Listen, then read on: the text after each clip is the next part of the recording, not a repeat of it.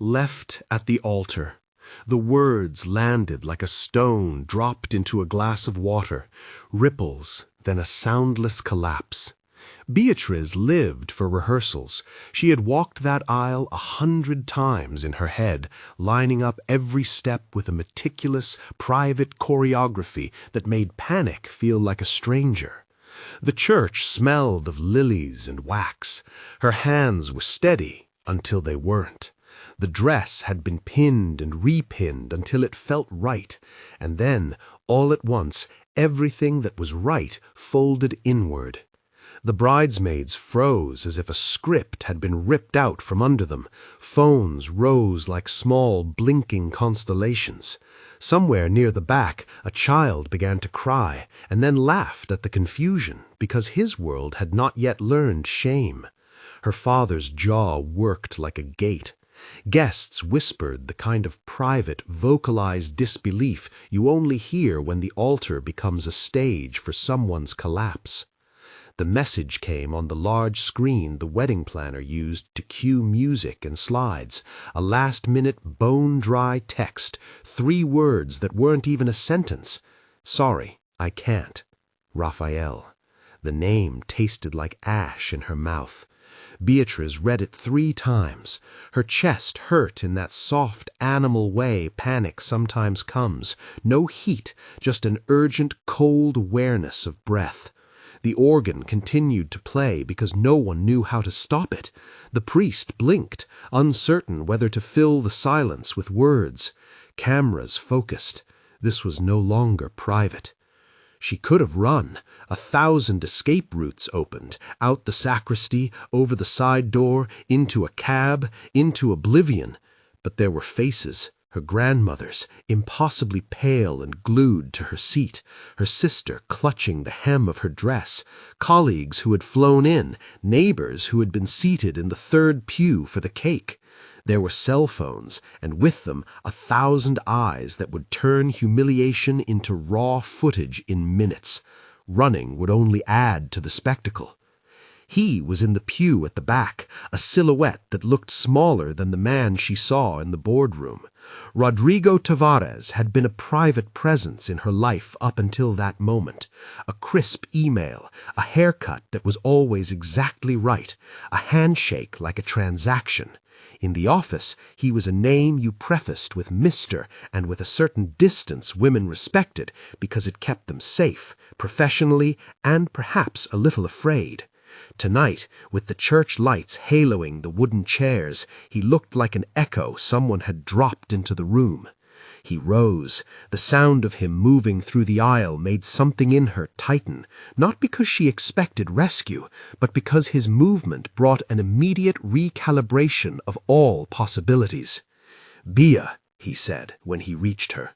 Rodrigo used her name as if it were a precise instrument he could tune. He smelled like cedar and something faintly metallic, a perfume that was almost a strategy. He didn't take her hand as a lover would. He took it as if to anchor her ship. "What are you doing?" her sister hissed, and there was fear threaded into the word. Rodrigo did not smile. He did not kneel.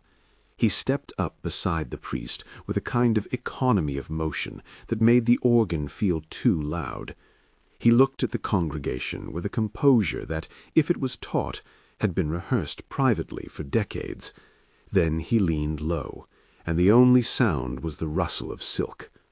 "Pretend I'm your groom," he whispered. The words were not a question. They were a proposal and a prescription at the same time. They arrived as an order disguised as mercy. Beatriz felt her face go numb.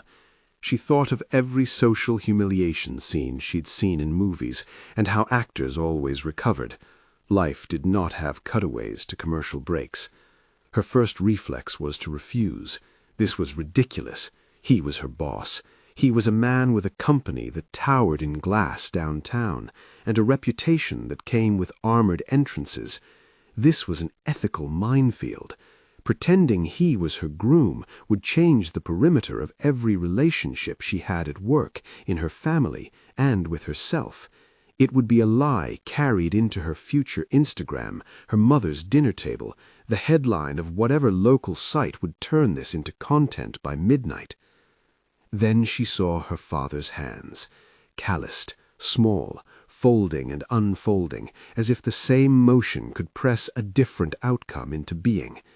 She thought of the newspaper photos already forming in photographers' minds. She thought of the earlier toast she'd given, of work colleagues who've trusted her to mediate budgets, of a grandmother who'd worn her best hat for a celebration that was suddenly unrecognizable. She looked at Rodrigo. He offered no smile, only presence. There was an awkward honesty in that. He could have left. He could have sat down and let the moment shred her. Instead, he stepped into it. "Just for 10 minutes," he said softly. "Walk it through. We'll tell them whatever they want to hear. We'll make sure you leave with your dignity." Walking through the aisle with a stranger, as if he was the person who vowed to stay, that thought alone should have made her stomach lurch. Yet dignity is an oddly mobile thing. You can trade distance for a little of it back. She saw, as if through a windscreen, the 1,000 recordings that would otherwise be of a woman abandoned, shoulders folding inward. She thought of the children who would ask why her mother cried, and the answer she would give, the truth, or some clumsy half-truth stitched together. Her friends' faces were the last push. Julia's eyes were wide, wet with alarm. Her sister's lips pressed together, like she was holding back a flush of fury or the desire to slap something. Beatriz closed her own mouth and opened it to a single small sentence. "Okay," she breathed. It wasn't a yes to romance. It was spare and strategic. It was a yes to a performance that would salvage the evening and maybe, in a practical way, keep her life from collapsing into an ugly, permanent phonograph. The priest, baffled, did what priests can do when scripture meets spectacle. He followed the script that still functioned. The music was swapped for something gentler. Names were rearranged. Someone produced a ring from a velvet box. Rodrigo's hand, clean and steady, offered it as if to close an old wound. Beatriz put it on because putting anything on felt safer than refusing to move. The kiss at the end of the makeshift vows was light, a businesslike punctuation. It landed differently than any kiss she had imagined under cathedral lights. It pressed a small, strange stamp on the evening. Not the promise it pretended to be, not a lie exactly either, but a shelter from spectacle. Phones swallowed the moment. A few guests clapped because clapping is what people do to signal release from tension. Someone cried loudly and then laughed, unsure if they should mourn or applaud. The reception hall would still be there in an hour, tables arranged like islands, but between the pews and the buffet there had been a tiny pivot, the difference between a tragedy and a story that might be retold with a softer edge. Outside on the church steps, cameras recorded and the videos spread. In the span between the aisle and the glass doors, an entire narrative gathered together. Bride left at altar, mysterious substitute groom, business magnate intervenes. It was slick and fast. The internet does not pause for nuance. Rodrigo walked beside her like a practiced actor guiding an understudy. He did not hold on to her in a way that would be misread. His hand was near enough to reassure. It was a promise of protocol rather than passion. When he spoke, always too low for the microphones to capture, his voice was deliberately neutral. "Stay with me," he said, "until this clears." "How long will that be?" Beatriz asked. Her voice was small and measured. She wanted to be precise with herself. She wanted to know the timetable of this improvisation and whether she would live under this lie like a borrowed coat or be forced to wear it like armor. "As long as it takes," he said, "tonight at least, for the stories, for your father." He left the rest unsaid, the part about the headlines, about shareholders and gossip, about the fact that once your private life is folded into someone else's public status, it can never entirely be private again. Part of him must have recognized that truth, because his fingers brushed the small of her back in a way that was more about guidance than intimacy. They went through the motions at the reception. Rodrigo kept his arms loose around her waist in the photographs, a professional encirclement that looked comfortable because he had practiced looking comfortable in front of lenses all his life. He was unaffected by the attention. That was his armor. When guests prodded, how did this happen? He gave them a version that cut like a scalpel and bled nothing. He told them Raphael had a sudden emergency, that the couple agreed to proceed so as not to humiliate family and friends. It was plausible. People wanted answers that didn't make them complicit in the act of cruelty, so they accepted him. Beatriz moved through that night like a person in a second-hand dress. It fit well enough, but it did not feel like her. She laughed when she was supposed to laugh. She posed when they asked. Inside, she felt a landscape of small aches, the weight of the ring, the press of a stranger's hand, the way her father's shoulders folded when he leaned into her and kissed her temple as if to repair something he could not fix. Julia stayed close, a protective pivot. She whispered comedic commentary into Beatriz's ear in the way that only the nearest person to you can, brittle with fear but soft around the edges. "You're making me furious," she hissed, and Beatriz let herself be furious, quiet and slow.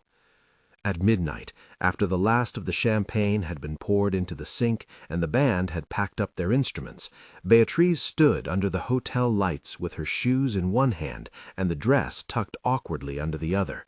The room where they had had their suite was already cleared by hotel staff who had been instructed to be discreet.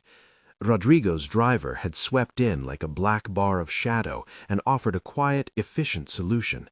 He could take her to a friend's apartment. He could make sure she was not left to the street. "You don't have to come," Rodrigo said, when she looked at him across the suitcases and chairs. His voice was a low instrument in the large, suddenly intimate space. "No," she said, "I don't need pity." "It wouldn't be pity," he corrected. "It'd be logistics. A person needs armor sometimes. Tonight you have none.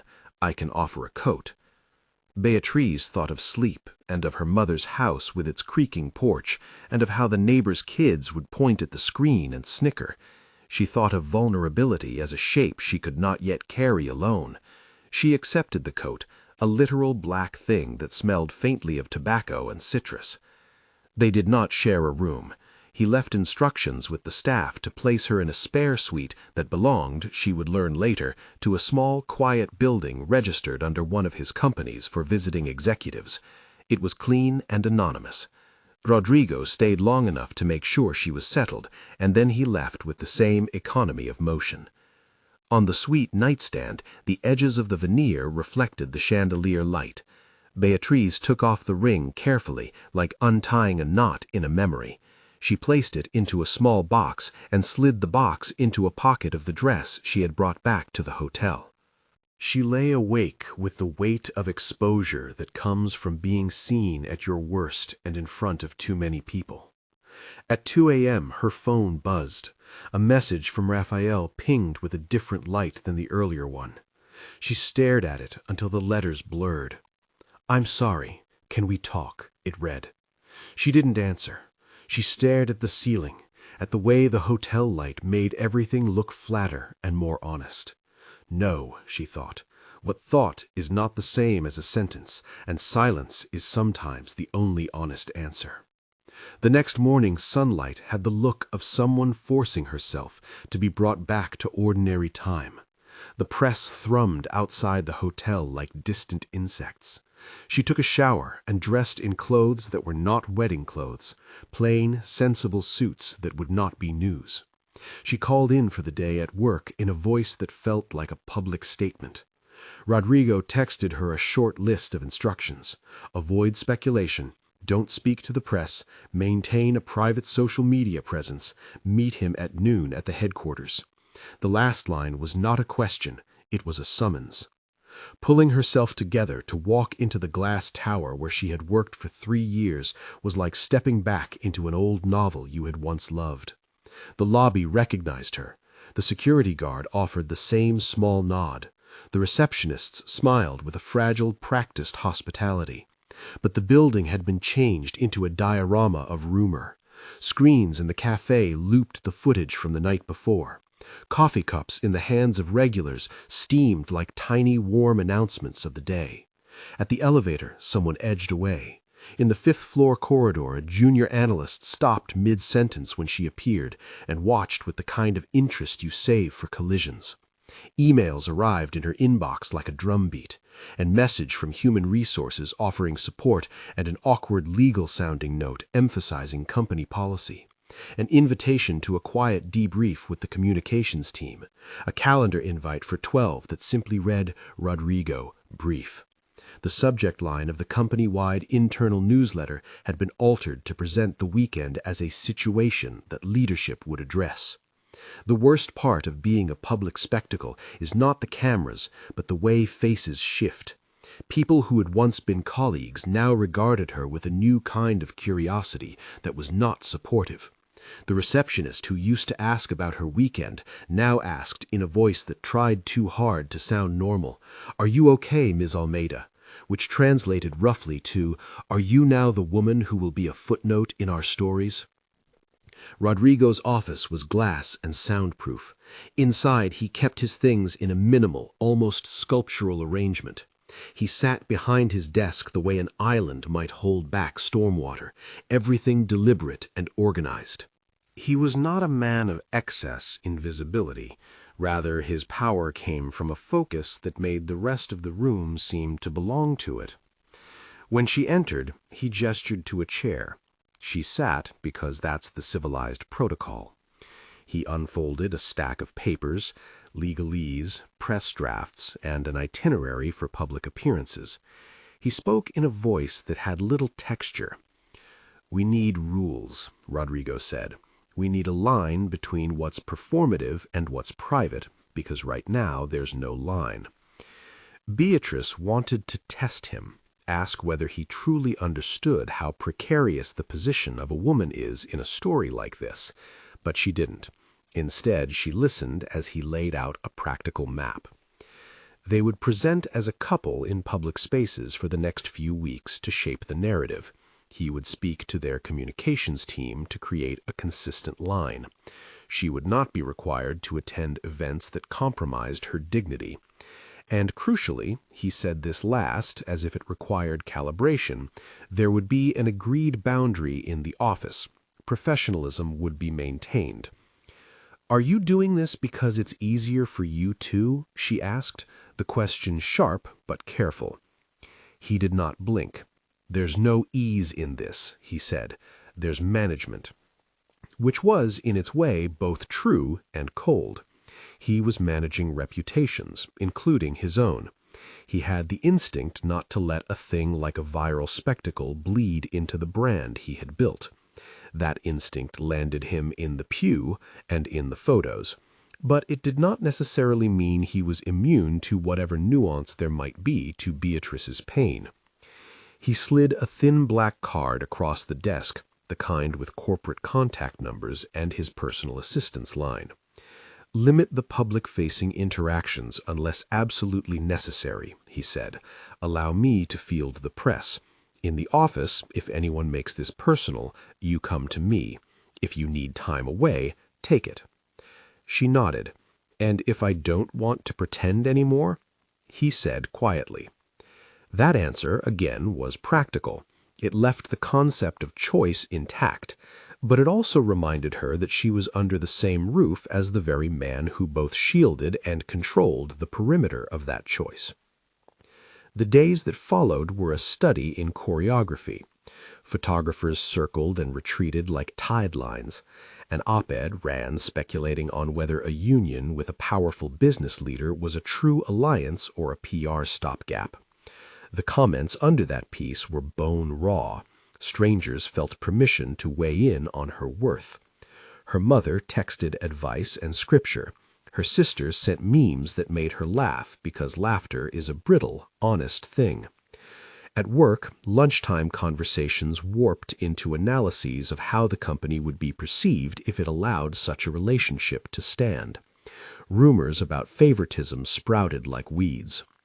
Rodrigo kept his distance in public and near her in private. He introduced her to board members at a dinner as Beatriz Almeida, who works closely on our urban development projects, rather than my wife, when the context demanded professional clarity.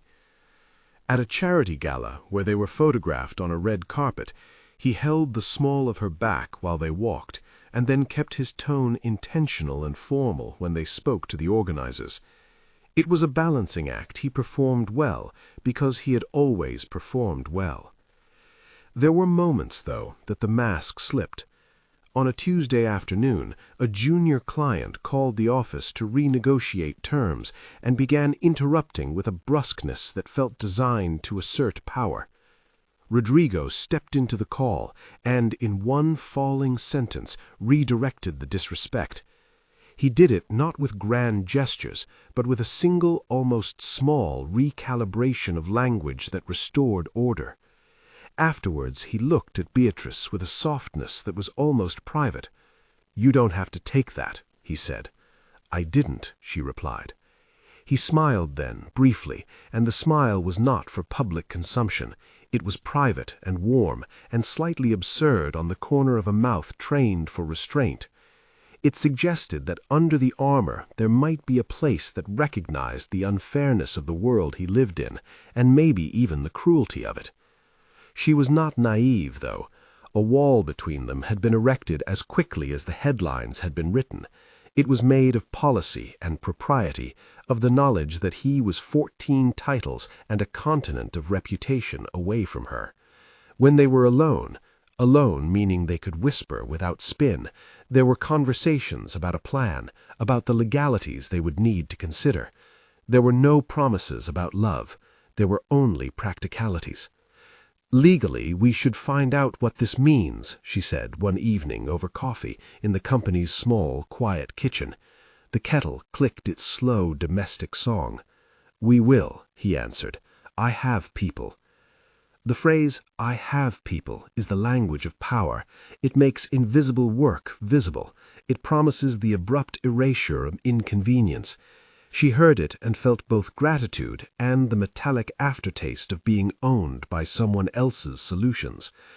Then, like a small, unexpected stone thrown into a pond, a message appeared on her phone during a late-night spreadsheet emergency.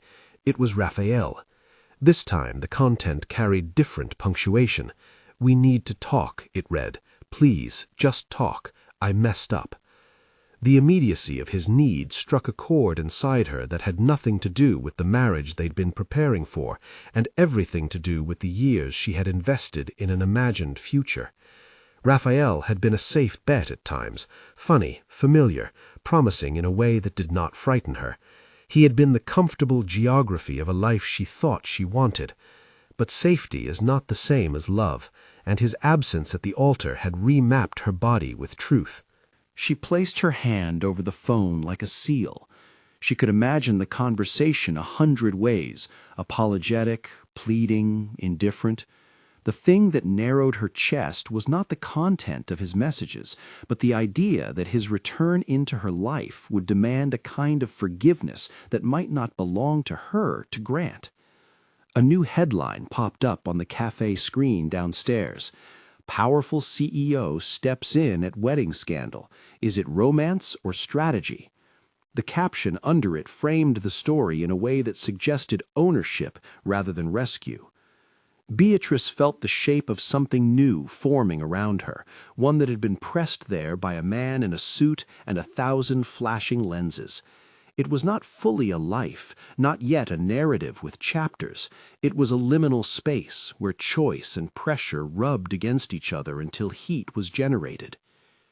That afternoon, she opened an internal memo that bore the company's logo. It was titled simply, "Public Relations, Narrative Control." Her eyes scanned the paragraphs.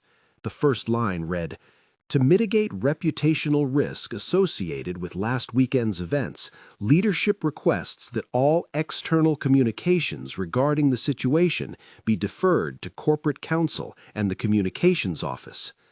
Underneath, in a different font, someone had added a sentence, "Maintain dignity, protect privacy." She looked up from the paper and found Rodrigo standing in the doorway, evidently having entered without a knock.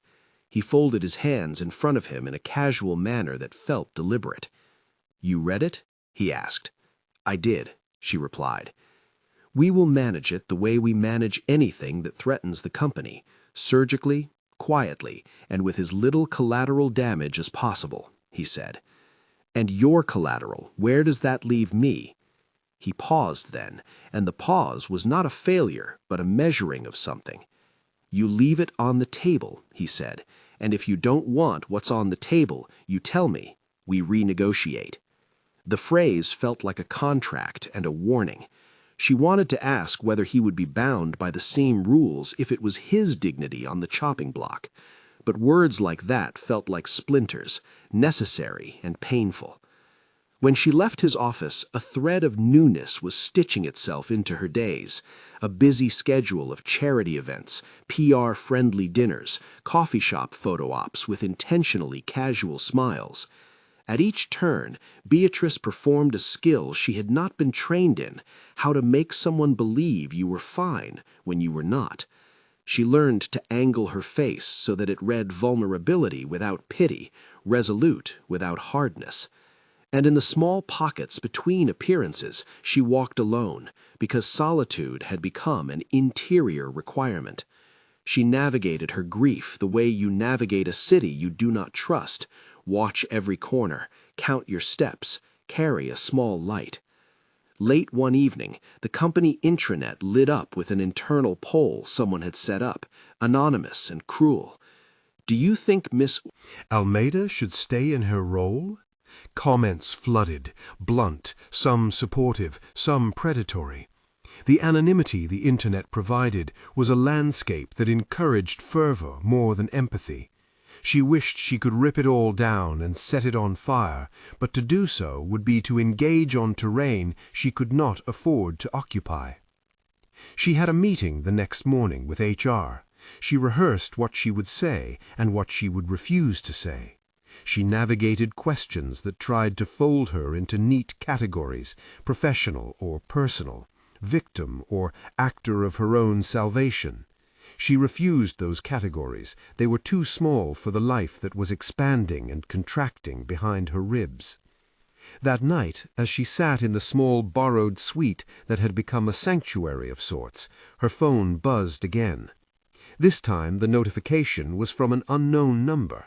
A video had been posted, shot from the back of the church and uploaded to one of the city's tabloids. In it, the organ played as if nothing had happened, and in the margins of the frame, Rodrigo's figure moved like a stagehand, positioning the narrative. The comments were swift, slicing into the hours like a winter wind. She turned off the phone and pressed it face down on the nightstand.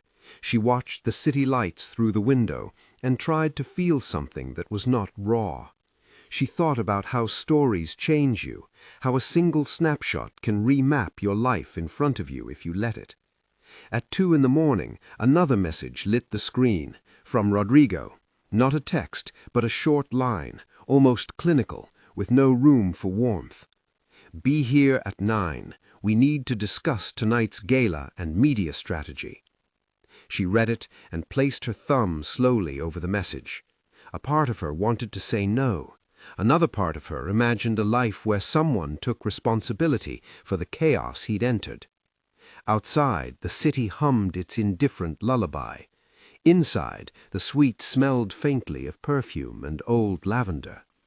She felt encased within decisions not entirely her own. She breathed, and for a moment allowed the thought that this was temporary, that the borrowed coat would be returned, that the ring would be dismissed as prop, that Raphael would not return, or if he did, he would be small and diminished by the choices he made. Her phone buzzed one last time before sleep swallowed her, a message from an unknown number that read, "Blunt and official. There's a reporter on the line. They want exclusives." Beatriz turned the phone over, decided not to answer, and let the darkness come, knowing that morning would map the next line in a story she had not chosen to write, and that every choice she made would be watched. The cameras had not stopped. The story continued, breathless and iterative, refitted into new headlines by noon. She had learned to carry the day like a parcel, steady hands, small answers, no more than necessary. There was a single short CTA she allowed herself because the world required it in exchange for its attention. "If this is gripping you," he thought she would say. No, she thought instead, "If this is something you care about, linger a moment and subscribe." It felt ridiculous and practical all at once, like remembering to breathe. Rodrigo's management was precise. He kept a thin map of the week on his desk and placed her appointments on it in green and red, public engagements in green, private spaces protected in red. The map read like a promise written in business ink, safe zones and contact points. She had agency inside it only because he had consented to draw her a boundary, and that fact settled into her like a bruise she could not ignore. They agreed on rules because agreements make the uncertain legible. No public displays that could be misconstrued.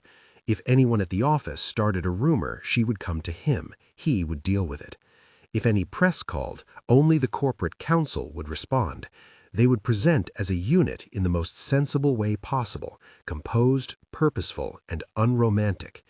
They both knew the danger. They also both recognized the necessity. Still, rules do not erase the small, dangerous friction of proximity. In the office, corridors that once felt private were threaded with the possibility of gossip. People shifted conversations to quieter rooms. Jokes that had been ally-making became eyes down. Invitations ceased to come. Promotions were spoken of more quietly in the space where risk is measured before words. Beatriz found herself metabolizing micro-judgments into a steady lightness she called focus. There were, despite the choreography, moments that punctured the theater. Like the afternoon when a junior analyst tried to corner her at the coffee machine and asked with brutal curiosity whether she planned to stay at the company. Beatriz could have answered with the practiced deflection she had rehearsed. Instead, she said plainly, "I work here. I am not a story for your entertainment." The analyst blinked, startled into shame. The rest of the room breathed differently afterward. Small acts of steadiness ripple. Outside work, the world expected performance. A charity gala came up, a carefully chosen event where the photographers would be amenable to a polite couple photo. Rodrigo had insisted they attend together. The optics were tidy. Beatriz spent the morning in a dress that felt like an armor left at the dry cleaner for decades, and when she emerged, he adjusted the hem with the clinical care of a man removing an inconvenience. He walked at her side, not his arm possessive, but near, a steady presence. At the gala, Rodrigo introduced her as a colleague, which was the careful truth in that room. But when they were asked to speak on a stage about a civic initiative, his demeanor softened in the way he reserved for precise things. He spoke about the city's public spaces, and when he turned to her, it was to invite her expertise. The microphone broadened her voice for the room. People listened. That, more than the red carpet, felt like a reclamation. The public narrative, however, did not entirely bow to their plan. Online, some commenters created speculative novels about why a CEO would step into a wedding. Others complained on principle that powerful men act only for spectacle. A few started subtler conversations about what it means to defend someone in a public moment, whether bravery and strategy might wear the same face. It was messy and sometimes compassionate. Beatriz read the kinder threads and folded them into a private list. The meaner ones she discarded like paper with sharp edges. In private, Rodrigo's care had a geometry of restraint and reach. He did not overstep the boundaries they had negotiated at the office, but his gestures, an umbrella held over her head during a sudden rain, a quiet text asking if she'd eaten, were practical tenderness. She noticed them the way one notices a small plant thriving in a window, necessary and living, deserving attention. Her friendships became sacred in a new way. Julia moved into the role of an anchor, fierce when the world suggested pity, pragmatic when it offered solutions. One night, after an event where Beatriz had been photographed more than she had liked, Julia invited her to a small dinner at her apartment. It was meant to be a sanctuary. The evening started with quiet food and wine, and the kind of talk that stitches viability into a life.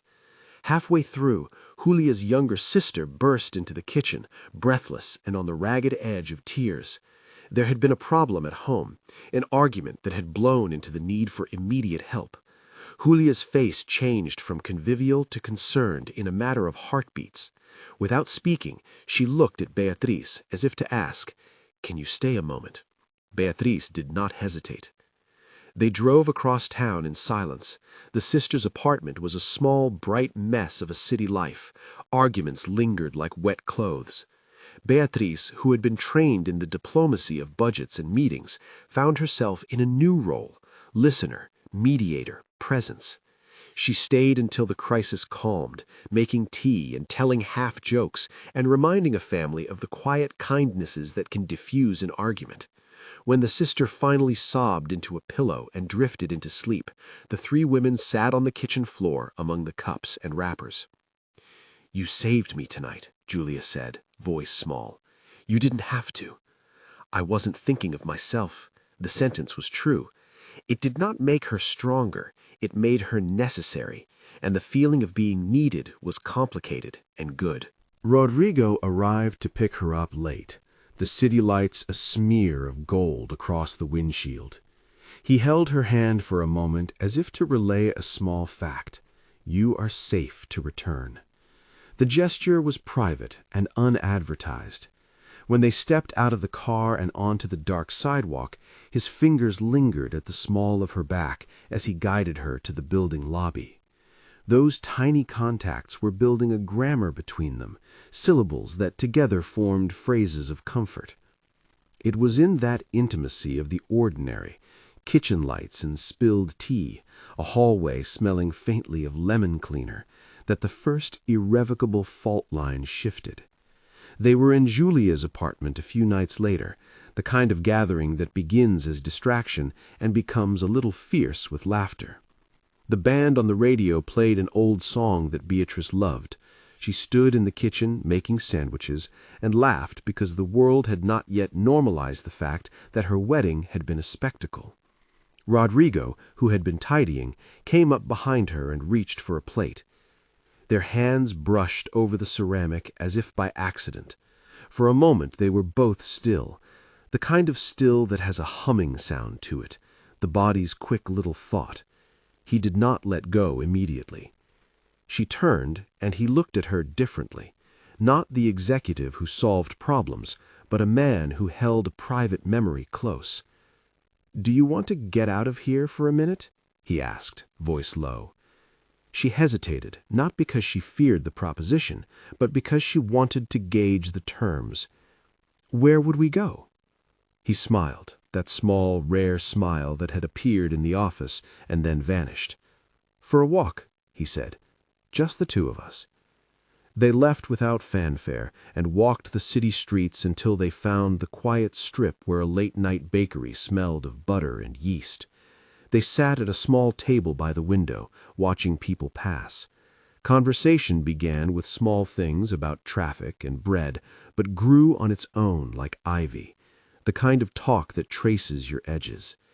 He told her about his childhood apartment, a terse two-bedroom his father had left him in a part of the city that smelled of diesel and orange blossoms, about a mother who'd taught him to iron shirts and never to show the messy inside of things.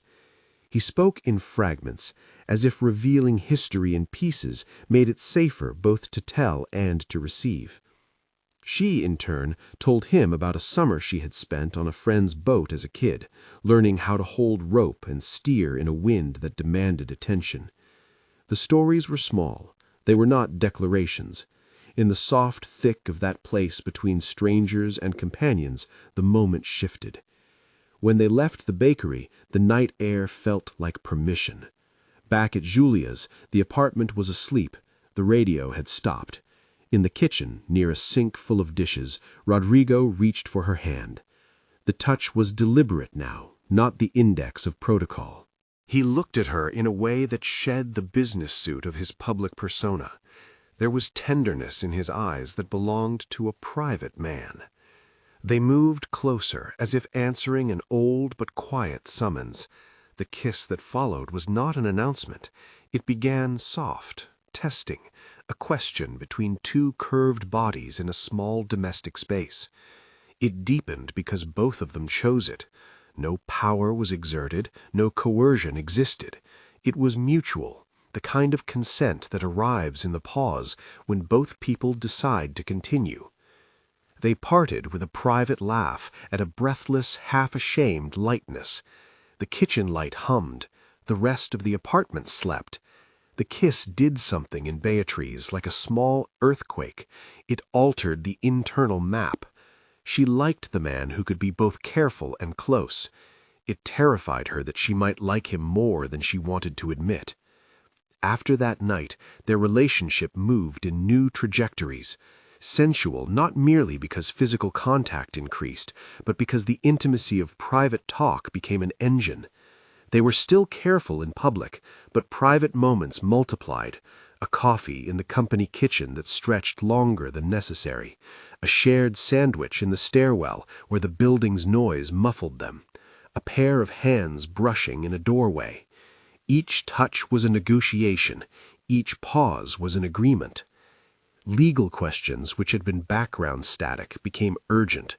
An envelope arrived one Tuesday like a cold gust. The formal papers for divorce. It was an official-looking packet, crisp and bureaucratic, with the company's legal counsel copied, and with a polite form that required a signature. The packet read like an ultimatum.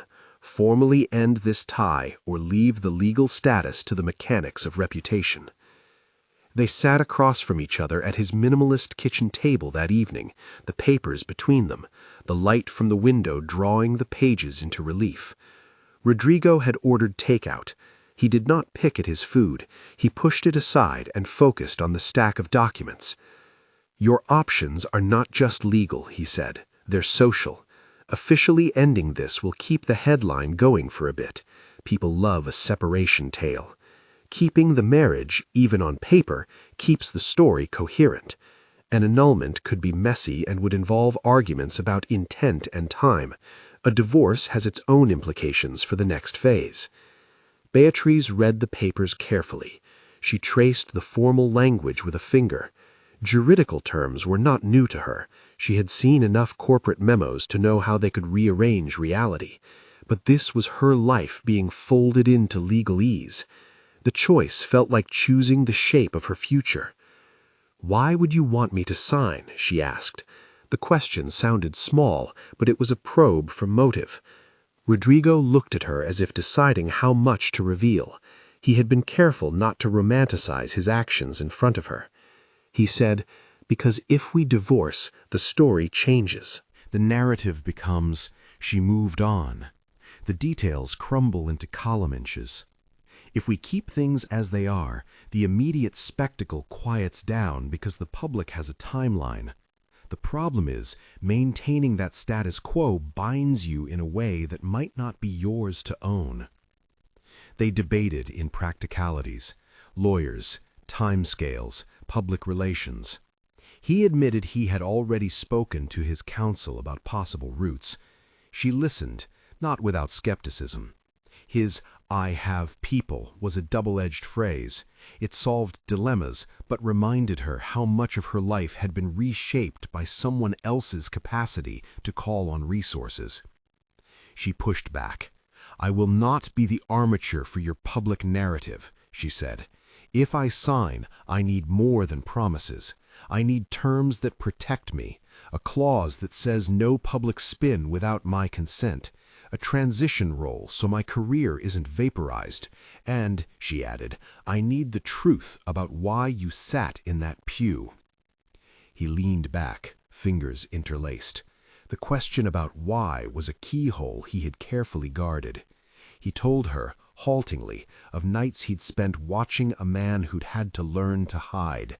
He told her about a childhood where appearances were survival, where power was a shield and vulnerability a liability. He said he had watched her that day and felt something like a human imperative to act, an impulse that was not only to protect the company, but to protect a person in pain. I couldn't have you shredded in front of the city, he said. I couldn't let that be the shape of the rest of your life when it could be something else. There was no grand confession of love in that sentence. There was instead something like stewardship, the kind that can be misread and the kind that can be self-fulfilling. Beatriz recognized that stewardship could be a form of care or a form of control, depending on who held the map. They negotiated terms late into the night. He agreed to insert protections into any declaration, clear language that any public statements required mutual consent, financial guarantees in case of reputational damage, a commitment that he would introduce her professionally and advocate for her projects publicly as her colleague and his equal. She insisted on time, no immediate legal erasure. They would delay signing anything substantial for 3 months while they spoke to counsel and clarified boundaries. It felt like a compromise where neither power nor vulnerability wholly surrendered. Then Raphael returned, like a wind that rustles the room. He arrived in town with a string of late apologies, interviews asking for forgiveness, and a small, desperate public attempt to explain his absence. He sought Beatriz directly, not via a press statement, but with messages that grew in frequency and tone. He asked for a meeting. Beatriz arranged to meet him in a small cafe, unadorned and public, because private conversations with him felt dangerous. When he arrived, he looked apologetic and oddly ashamed, the way people who have recently learned the stakes of their actions do. He asked for forgiveness, for a second chance. He spoke with practiced regret, words circling the edges of sincerity. She listened with a patience that came from a place of felt distances. It was not that she had wanted him to fail, she had wanted their wedding to be the beginning of what she'd planned, but his flight had been a clean failure, a choice that unraveled 1,000 small things. She told him she could not be the person who existed to make him comfortable again. She said she needed time and space. He pressed and he begged, and she answered with a clarity that surprised him. She could not be a safe harbor for someone who had chosen to abandon her when the stakes were public. When she told Rodrigo the outcome, he listened with a face that did not betray relief. He seemed almost pained by the fact that her refusal meant she was closing a door on a past that had been easy but false. "Are you choosing me?" he asked one evening, as if seeking permission or confirmation of some obscure ritual. She looked at him. There was a steady lucidity in her eyes now, a clarity he had witnessed in boardrooms when she made decisions about budgets and relationships with partners. "I am choosing myself," she said.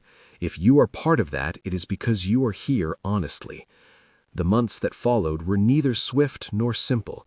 The world made assumptions anyway, and they learned to navigate the slings and arrows with a sort of pragmatic tenderness. They held public events that were designed to shift the narrative from scandal to contribution.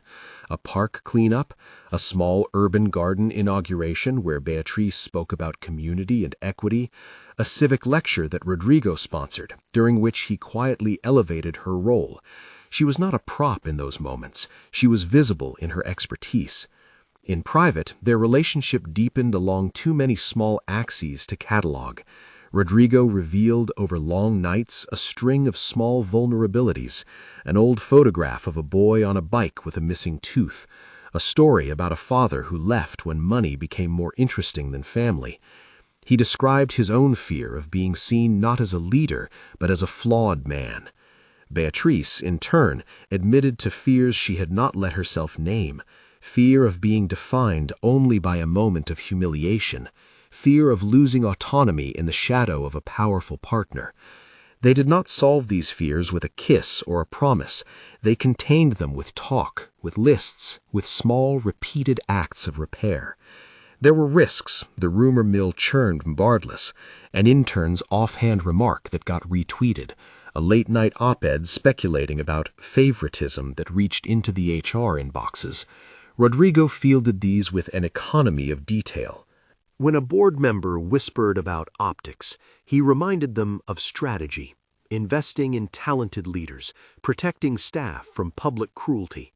He used his influence to protect her career in ways she did not always see until the results appeared: her name on a high-profile project that others had overlooked, the invitation to co-lead a task force on urban renewal.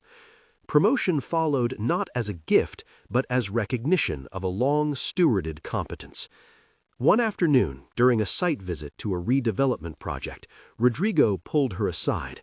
They had been walking the dusty open lot, the sun bright, and a wind like something cleaning the city of debris. He stopped, took her hand, and led her to a low stone bench where they sat with the earth between their knees. "Do you remember when we first met?" he asked. She laughed at the absurdity of the question. There was a memory of meeting in the elevator, of formal introductions, of emails. "You were impeccable." "So were you," he said, composed. "I thought then, this is someone who manages herself. I respected that. But I didn't see you the way I saw people I could move around on a chessboard." There was a softness in his voice that surprised her. "What changed?" she asked. He was honest. "You did. You were the one who asked insistently and kept asking. You'd remind me about small injustices at an early meeting. You'd ask why the community's voice mattered. Slowly, I began to see the person who was in those questions. And when I saw that open wound last weekend, what was happening, I felt like if I didn't act, I would have to live with that choice." It was a confession not of adoration, but of a moral calculus that had become personal. It revealed how he measured his world, by outcomes and by an unexpected tenderness that recalibrated his decisions. The legal papers remained unsigned. The 3-month window they had negotiated gave them space to breathe. Within that space, a new conversation emerged. What would it mean to marry, really, now that the spectacle had turned inward and the world had a hunger for definitions? Beatriz felt cautious about headings. She had learned that public titles change the way people treat you. She had also learned that if a relationship was to be soul true, it needed an internal logic that did not belong to headlines. Rodrigo surprised her one winter evening with an envelope and a nervousness she had not seen before. He handed it to her with the gentleness of someone who had rehearsed the act in private and knew the stakes of words. Inside was a small Polaroid, an old picture of him in a faded suit, a child with a Band-Aid on his knee, and a note he had written by hand. "To Beatriz," it said, "I walked into that church to stop a story. I stayed because I wanted to learn how to be in the small rooms. I do not expect you to sign anything because I asked. I know better now. If you are willing, I would like to ask you, properly, if you would marry me, not because of spectacle or shame, but because I want to choose you, openly and without the pressure of optics." The proposal did not come wrapped in roses or a public performance. It came in a private stationer's envelope, because he knew the only authentic vows are the ones heard in the small hours. Beatriz read the words and felt a slow clarity. She answered honestly. She told him she needed time to decide, not because she doubted him now, but because she needed to ensure her choice was fully hers. She wanted no shadow of coercion, no residual leverage of protection to become a chain. He agreed. They would not rush the decision. They would continue to live transparently and to build trust. The months moved from negotiation to maturity. They addressed company policies openly. Rodrigo instituted clearer rules about workplace relationships and created a transparent path to ensure that Beatrice's promotion was evaluated by a neutral committee. He insisted on an external review for her role to remove any suspicion of favoritism. She proposed a mentoring program for women at the company, a plan he funded and they launched together, not as a PR stunt, but as an institutional correction. When the call came from the HR director telling her she'd been recommended for a formal promotion, an elevation to lead the urban development team, Beatriz felt a complex triumph.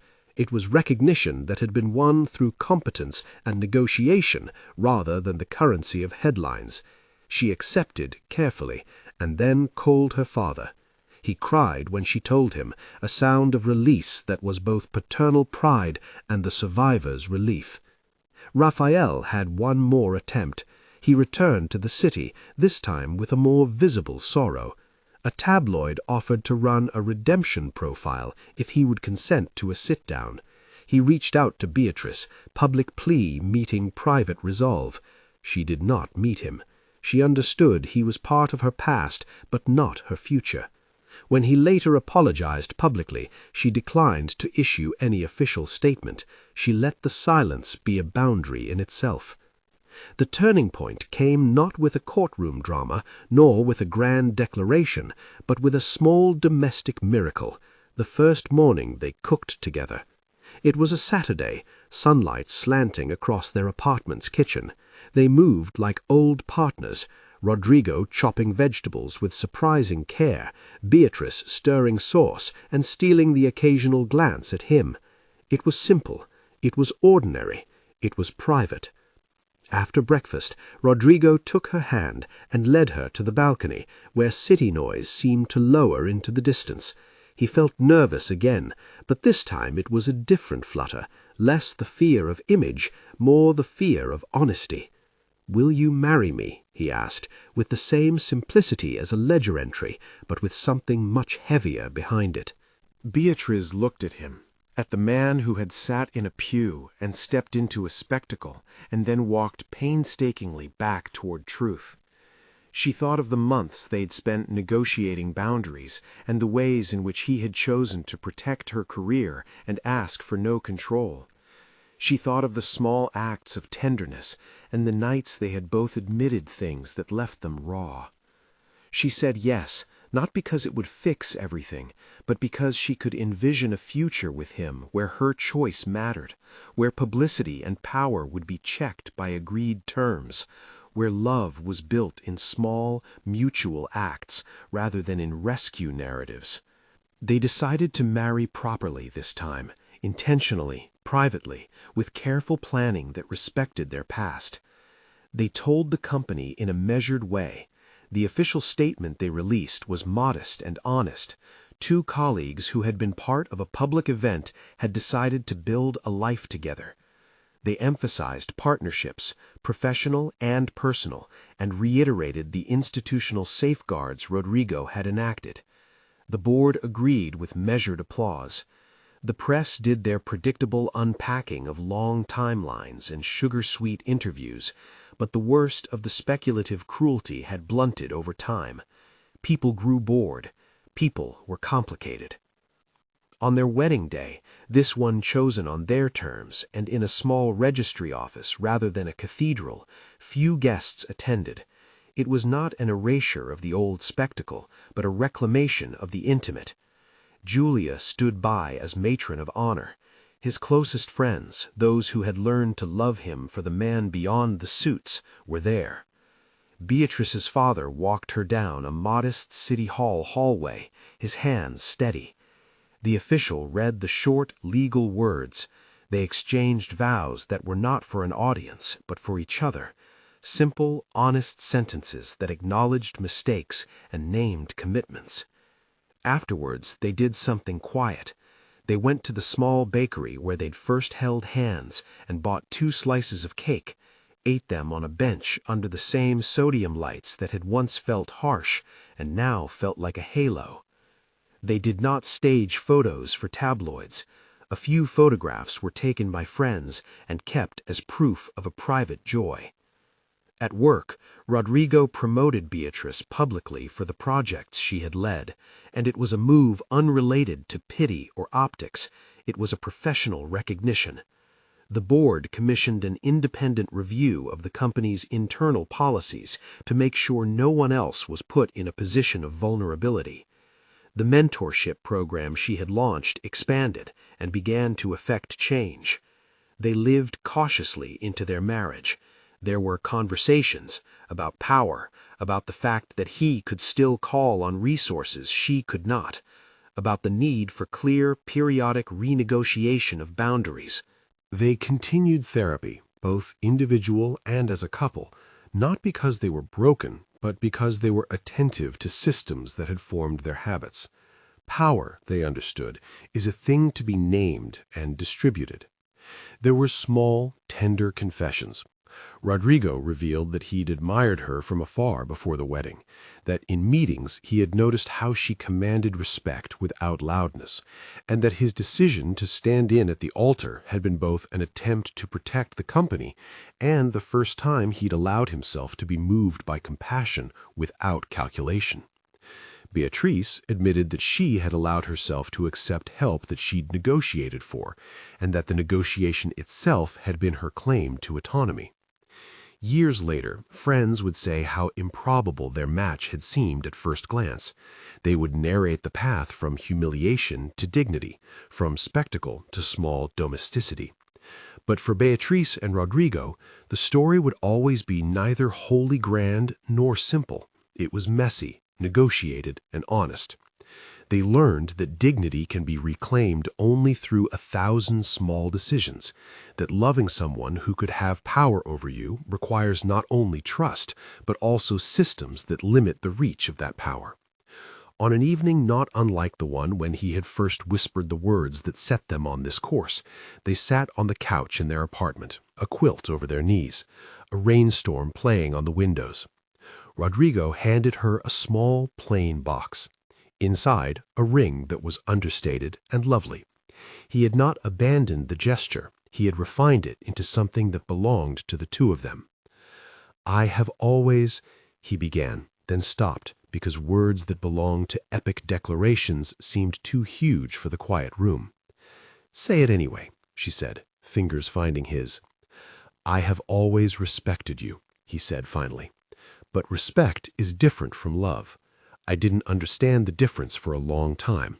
Now I do. I want both. If you will have them, I will try to be worthy." She put the ring on. He kissed her, soft and deliberate, not to claim, but to promise. Outside, the city continued its indifferent hum, but inside there was an order that both of them had created.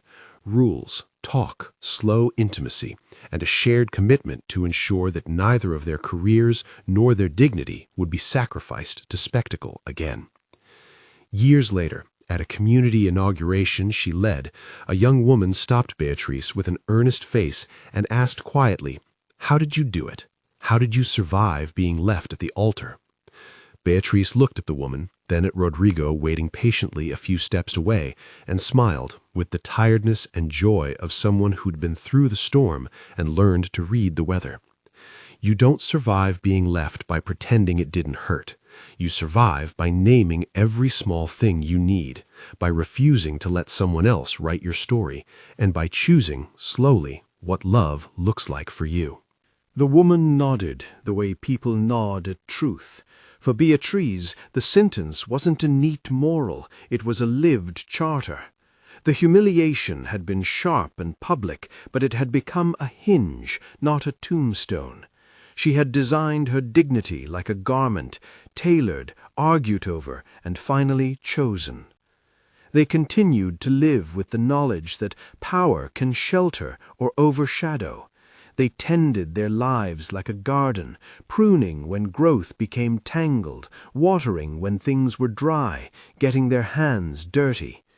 The city, once an unforgiving audience, settled into background noise, and the small domestic miracles, the coffee ground ritual, the folded laundry, the quiet corrections spoken across a kitchen table became the everyday architecture of a love that had been hard won.